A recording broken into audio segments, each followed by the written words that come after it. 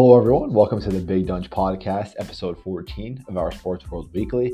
I told you guys last week that when I did my first podcast with the guest, Caden, appreciate him again. Shout out to him for coming on last week, being my first guest. But I said, I was up at college, so I was going to take a couple more weeks off until winter break. But I decided, you know what? Let's not do that. Let's keep doing this. Let's keep, making podcasts every Wednesday because it's enjoyable. It's fun to do.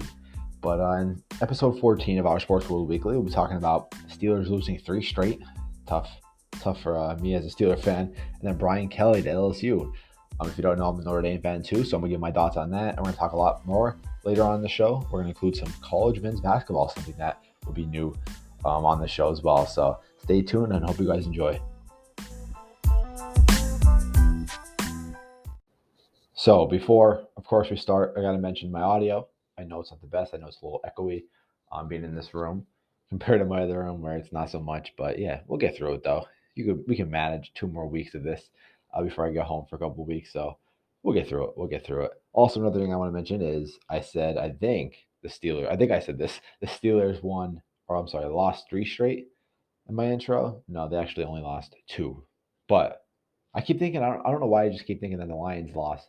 We lost to the Lions, that was a tie, but you might as well count that as a loss with how bad we played. But yeah, so if I said 3, Steelers losing 3 straight, that's my fault. I meant 2. Anyway, let's get into the NFL. We always start off with, we'll mention, of course, the Steelers losing 2 straight and, of course, tying with the Lions before that. So I basically still call it losing 3 straight, but if you tie with the Lions, I mentioned that in my last podcast. I mentioned the Chargers loss in my last podcast as well. This week comes up, we're playing the Bengals. We're healthier, especially on the defensive side. We didn't have Joe Hayden, but we did have Ncaa back. We did have a healthy TJ Watt back. We did have Big Ben back, of course, too. We were overall healthier than we were the last 2 weeks before this week. Bengals, I honestly thought we would beat them. If you want to watch my reaction on my YouTube, feel free. I have a lot of my thoughts on there, but I want to touch on them a lot more here. Just very surprised with how we got blown out like that. I knew it was going to be a close game. I knew it was going to take a lot for us to win, but I thought it would either be close or we would win, not be some, blowout team. We definitely one of the most embarrassing performances again this week. The last time we had an embarrassing performance was against the Lions 2 weeks ago, but we definitely were the most embarrassing performance at all the NFL, definitely, this past week again. And it was just a shame. Joe Mixon had over 150 yards rushing and 2 touchdowns. I mentioned last week that our run defense is terrible. And it wasn't like that before. Our front 7 used to be amazing, one of the best in the NFL. And then we give up that to Joe Mixon. Now, don't get me wrong, Joe Mixon's a great running back, but we can't be doing that. We did that against DeAndre Swift. We allowed 150 yards rushing against the Chargers with both Justin Herbert and Eckler. Herbert almost put up like 100 yards on us on the ground, and then Joe Mixon just doing what he did. That cannot happen. And you think like, all right, well, if the run game's not doing too good for us on defense, well, we can rely on the pass game. We can't rely on that either. Our defensive backs were getting torched. And I know Joe Hayden was out again, but that can't be happening. Guys like James Pierre and Sutton and other people who are on the field, they have experience. They've been rotating all year, especially with how injury prone our secondary was, and we just could not get it done. Bengals have a good receiving core. Don't get me wrong, also, but just play after play, the Bengals were just torching us both on the ground and both in the air. And then offensive side, Big Ben did not play good in the first half or really at all until the end. We get the ball back in the first quarter. We're down by, I'm pretty sure, only 3 points. We throw a pick. Okay, and then we're going into halftime. Micah Fitzpatrick has a nice interception. We're trying to march downfield. Pick 6 he throws. Big Ben does. But then he, got in the end zone later on in the game. But that's kind of garbage time for Pat Fryermuth and Big Ben. But disappointing, the Steelers did. But to bring that up, I know in the news today, not today, but this week, just about like the locker room and the veterans and stuff like that. I know Ryan Clark is a former Steeler, former Super Bowl champ for us, mentioned that we're more worried about the wrong things. And that's absolutely right. Our former Steelers, guys who retired, they would not accept that. And that's why we were so good. That's why we were a 6-time Super Bowl champs. Now I feel like we're worried about the wrong stuff. Chase Claypool, who's a great athlete, one of my favorite receivers in the league, no doubt, has a lot of talent, very athletic. Mentioned that he wanted to play music on the field. That right there, you got to worry about winning first. You got to worry about winning, got to worry about just getting the job done. And him himself is not playing too good. He's dropping a lot of balls. He's starting to give up on balls. He's not doing as good as he should be. Not held to the highest standards as we thought he'd be going into this year. But now music, it's not something terrible. You know what I mean? I know the overreaction was a bit too big during the week with the overreaction with that. But still, though, we're trying to lose. We're trying to win from losing so much, and you want to play music. That's your number one worry. I think that's the problem there. I'm happy Cam Hayward stepped up. The veteran he is, he knows what it's like. He's been in there long. He's probably the second longest player on that team besides Big Ben. So he knows what it's like.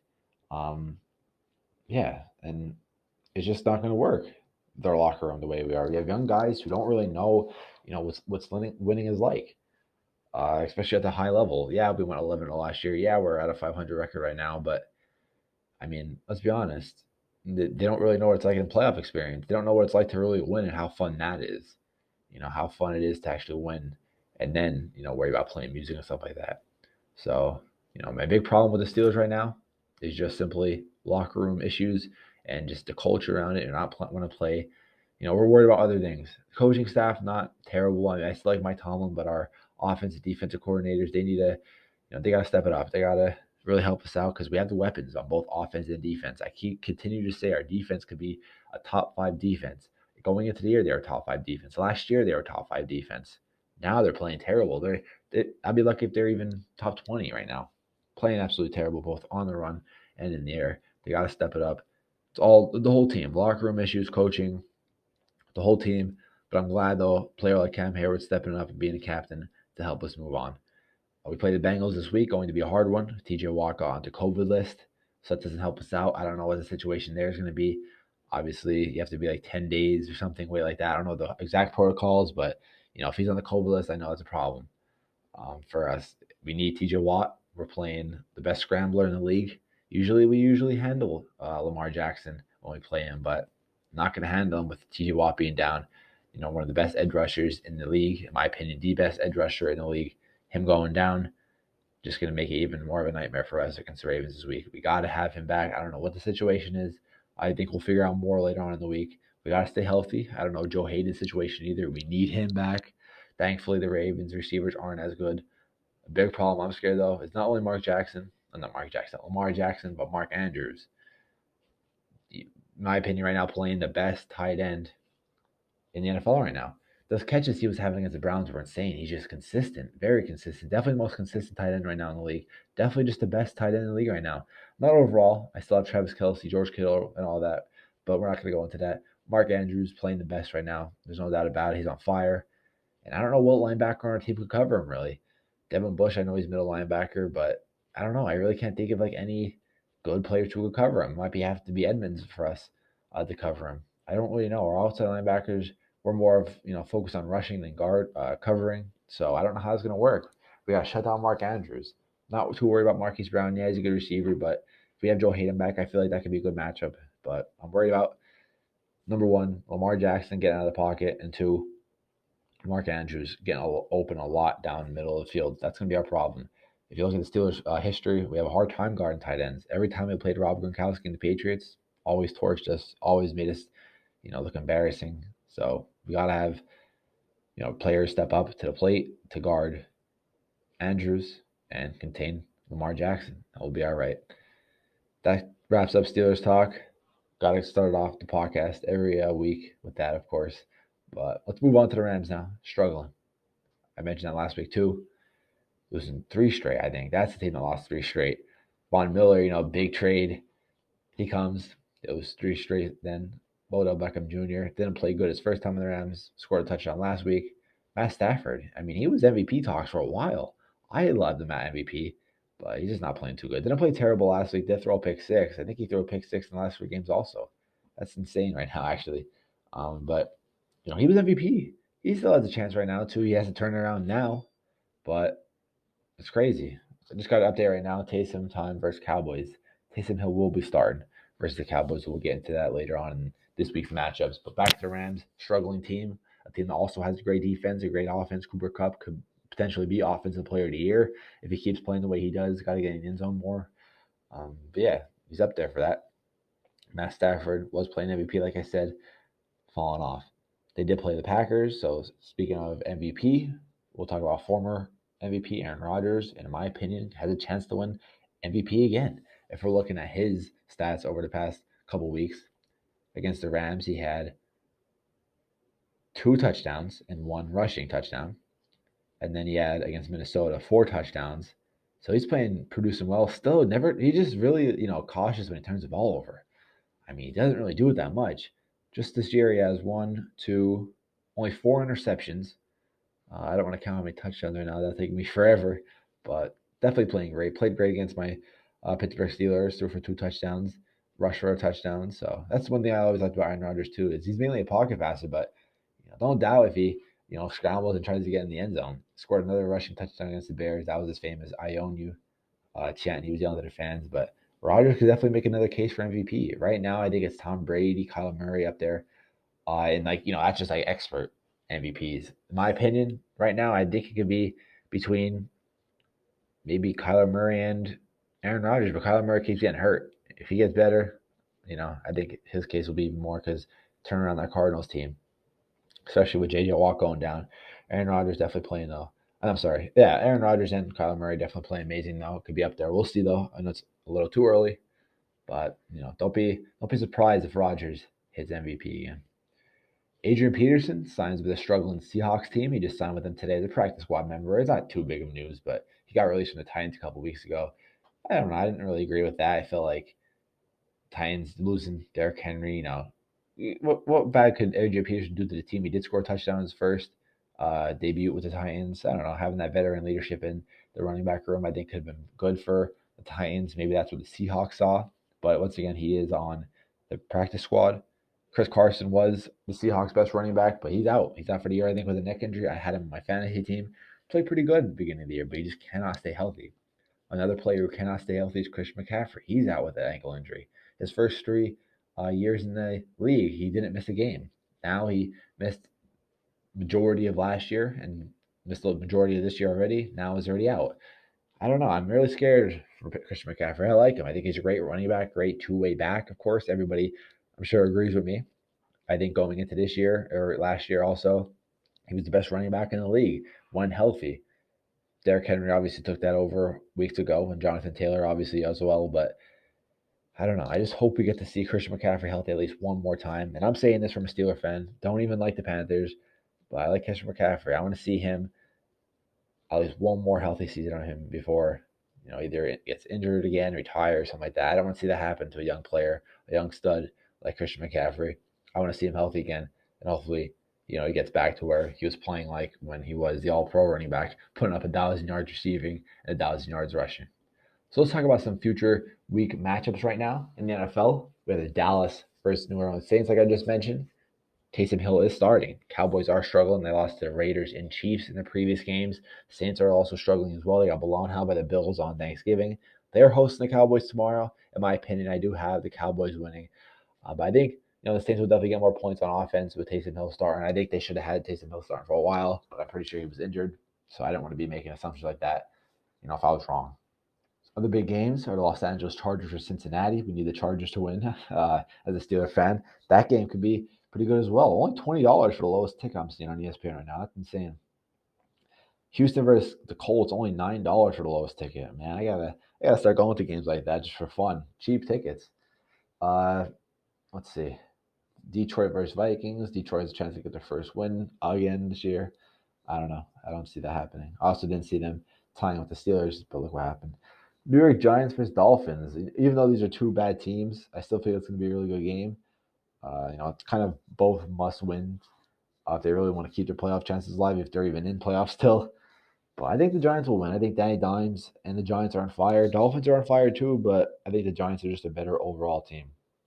We have, of course, the Ravens versus Steelers. I usually don't like to do predictions against, on Steeler games.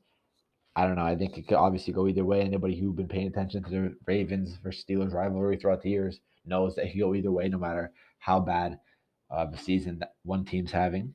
San Francisco at Seattle. I think San Francisco is going to run through Seattle again. They're going to have a lot of problems. Denver versus Kansas City. I have Kansas City. Definitely going to be a close game. That's prime time on Sunday night. Then Monday we have New England at Buffalo. Definitely going to be a great game. This is in Buffalo. Mac Jones playing great. Potentially could be offensive rookie of the year. Patriots looking great as well. Buffalo, not playing terrible, but not as good as they should be right now. And then on the bye, we have Cleveland, Green Bay, Tennessee, and Carolina taking a break. But definitely going to be a good week of matchups. Thursday night game, not so much. Thursday night games usually aren't that good at all this year. But to really see the Steelers versus Ravens play on 425, going to see the Broncos of Kansas City play 820, trying to win that AFC West. And then we have the Patriots versus Buffalo, going to be one of the best Monday night games this year so far. So we'll see how those go. Those are my predictions. We're going to take a little break. When we come back, we're going to get into the Ncaa football. We're going to talk about Brian Kelly leaving my Notre Dame Fighting Irish. So Brian Kelly decides to leave Notre Dame unexpectedly. Maybe not unexpectedly that he would leave, but definitely unexpectedly at that moment. Didn't even get to finish up the season. Didn't even tell his players. Didn't even tell his coaches what happened. It broke out in the media, hours before people thought it would happen. Just absolutely insane right now that happened. That happened 2 days ago, I'm pretty sure. Not surprised though about Brian Kelly. Brian Kelly always been a player like that. A coach like that. Was known for throwing players and coaches under the bus. I know when I went out to Notre Dame a couple of years ago, me and my friend, we asked him for a picture. He goes, "I'm sorry, but if I take a picture of you, I'll take a picture with everybody else." Well, in all reality, there was like 5 people there, so it really wouldn't have been that big of a deal. That's just the type of person he was. That type of coach he was. News came out today about him only being there for like 11 minutes, and the speech itself was only like 5 minutes. That's just wrong, of course. I don't even know if he cleaned out his desk. I don't even know what happened. He wasted no time. He got out of there, hopped on the plane, and ended up in LSU the next day, or I think actually that day. That's just not, what a coach should do, no matter what happens, no matter what situation you're in. I understand $95 million a year, that's hard to pass up. And I understand if you want to accept that. But why not finish the year off? Why do that? Why automatically just disappear like that from a team that you've been with for years? I don't know how many years. I want to say 10. But why do that? Why that to guys who believe in you, guys who trusted you, fans who believe in you and trusted you, coaches, staff? I don't know. I'm just not very happy with that situation. I know a lot of Notre Dame fans are. And I think, myself, I would be mad if, he mentioned earlier in the year or mentioned, that other night that, okay, guys, I'm leaving. This is going to be my last year here. After the bowl game, I'm going to look for other options, or I'm going to look for whatever it is. Not just unexpectedly do that. I know a lot of people did not see that coming. I definitely did. I don't know if the players did or not, but they definitely weren't happy about it. So it seemed like they did not see it coming like that, just to pick up and leave. Now, like I said, if he was to mention that earlier in the year or mention it before he just did that, then all right, that's one thing. But just to do that on that day randomly, and then next day, oh yeah, have your players meet up at 7 a.m. to go have him say his goodbye speech that only lasts like 5 minutes anyway. Listen, if I'm a player for Brian Kelly and he did that, I wouldn't even show up. I'm assuming a lot of players didn't want to show up either, nor did they show up. That's just wrong what he did. I don't know. Just a crazy situation there. And now we have other options we're looking at. We have Freeman, our defensive coordinator, would be a good choice. Urban Meyer. I don't know. I feel like he would have to actually get fired by the Jaguars for him to actually go to Notre Dame. And then we also have Tommy Rees as an option. I don't know. I doubt that. I don't know if he's an option, but I think he's an option to actually go to LSU with Brian Kelly. They could take him, just keep Freeman, great defensive coordinator for us. Brian Kelly, obviously not bad either, but I'm sorry, Tommy Rees, isn't bad either, but I'd rather keep Freeman than Tommy Rees. And another option was the coach from Cincinnati. I don't see him leaving Cincinnati though for Notre Dame unless it's like double the money, because Cincinnati is in a better situation than Notre Dame. I don't know how their future's looking, but definitely has to be good now with them in their situation, currently in a playoff spot. But what I want to touch on right now, speaking on Notre Dame, I want to end it with Brian Kelly leaving. Just disgrace, kind of just disappointed in him. Definitely a weak move for him to do, but it is what it is. Got to move on and look for a new head coach. But I want to talk about our chances of Notre Dame actually getting into the playoffs, because Brian Kelly left without even seeing, that's what I don't understand the most. Notre Dame actually has a chance to get into playoffs, a pretty good chance. Yet Brian Kelly just left like that. And even if they didn't get in the playoffs, they still have a bowl game. And either way, you don't do that. You just don't leave a team like that midway, especially when you have a potential playoff game or bowl game lining up. Notre Dame was 10-1. You have seniors there. You have players who believe in you, who got recruited by you to go there. And just him leaving like that, I don't know. Let's move on now. Let's move on, just like Notre Dame should. Let's look at Notre Dame's chances of getting into the playoffs. So we have big schedule this week. Of course, this is the conference championships. We'll start off with Oregon versus Utah. That is for the Pac-12, I'm pretty sure. I'm not too good with those conferences out in the West, but Oregon's ranked 10th, Utah ranked 14th. I really feel like that game won't really matter much for us. Maybe if Oregon wins, maybe that'll, I don't know. I feel like we don't have to worry too much about that. Then we have Baylor versus Oklahoma State. This is huge for us. This is probably the second most important game for us. If Oklahoma State wins, we have zero chance because, one, we don't even have a conference to play in. So if Oklahoma State wins, and no matter who loses in the top four right now, I feel like we have no chance at all. So we need Oklahoma State to lose. But of course, like I said, I don't know. I feel like either way, it's still the second most important. I feel like the first most important is Alabama versus Georgia. Two great teams, but I feel like Georgia's just the better of our team. They knock out Alabama. I think that'll knock in our chances, but we need Baylor to beat Oklahoma State as well. So I don't know. Maybe even Baylor versus Oklahoma State might be even the most important game for us. We got to focus on. That's a 12 o'clock game, December 4th. So that's this Saturday. We need Oklahoma State to lose big time. That gets us in because we're currently sitting at 6 right now.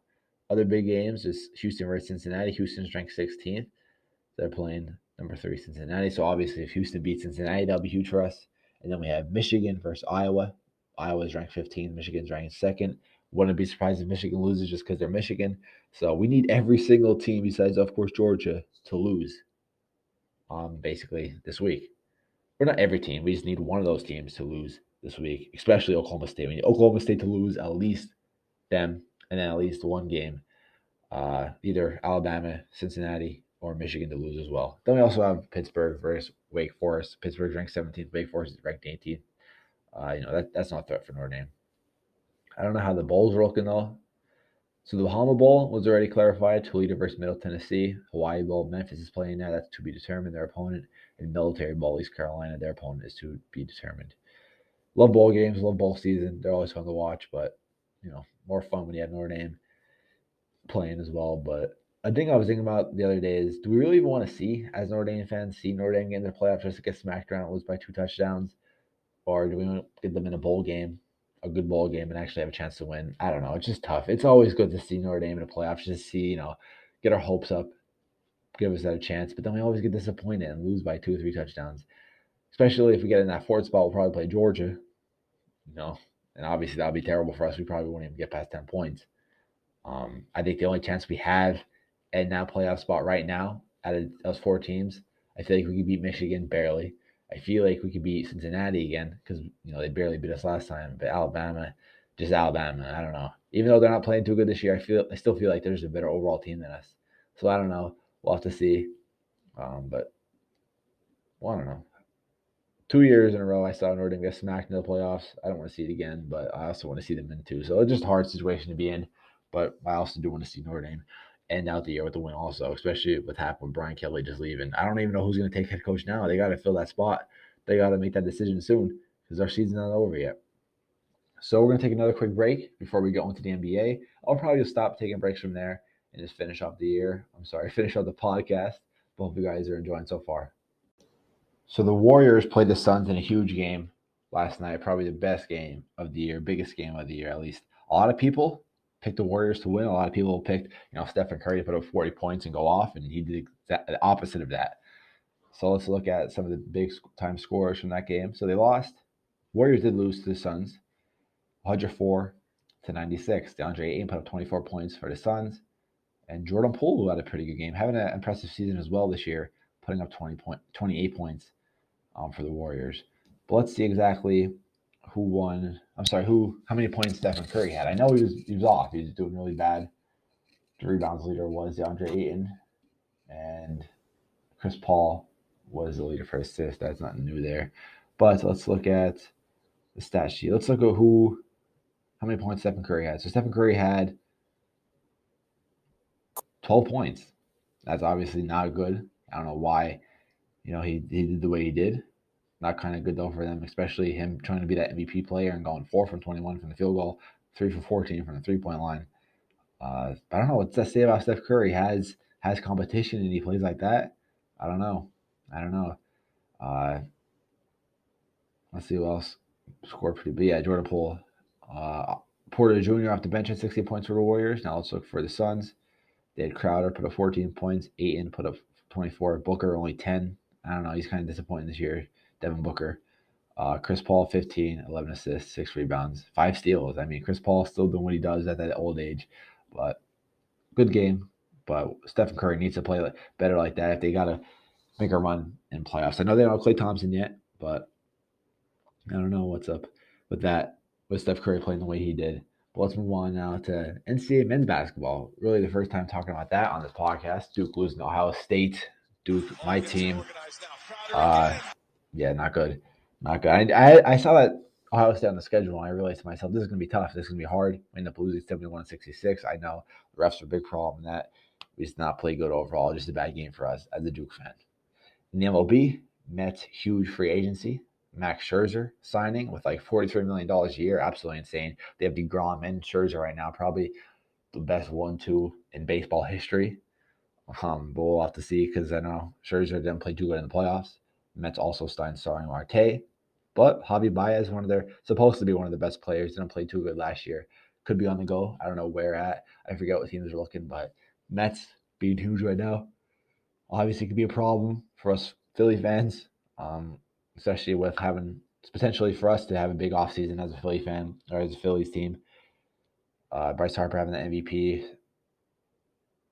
Wheeler coming in second on Cy Young votes. So I don't know. It's going to be a tough division again this year once again with the Braves, us, and the Mets potentially, even the Nationals again. So we'll have to see with that. In the fighting world, Teofimo lost to Kambosos this Saturday. I watched that fight. A lot of people were bashing Teofimo, saying he wasn't humble. But listen, boxing is not a humble sport. It's trash talking. It's part of the sport. I don't know why everybody had a problem with Teofimo talking trash, but not, I don't know, let's say Gervonta Davis, who's fighting Isaac Cruz this Saturday. I don't know if any belts are on the line, but Gervonta Davis is one of the best in the game right now, pound for pound, probably the best at his division. Back to Kambosos, though, great fighter. That's what happens when you spar with Manny Pacquiao, apparently, obviously. Went off. Definitely a winner in my eyes. Definitely, I know a lot of people are saying, not a lot of people, but I know Teofimo was saying that he won the fight. I mean, just looking at his face, you can see that was not true at all. But, yeah, I went a little quick at the end. Was choppy with my words again. I usually get like that at the end. So sorry about that. But had a good NFL talk today. Had good NCAA talk with my Notre Dame, but then covered some NBA, NCAA basketball, MLB, and fighting always. Got to end up with fighting always. One of the best sports in the world is UFC and boxing. But yeah, guys, hopefully you enjoy the Big Donch Podcast, episode 14 of our Sports Rules Weekly. Stay tuned for another one next week. Subscribe to my YouTube at Big Donch. Help me get to 6,000 subscribers. I'm out, guys. Peace.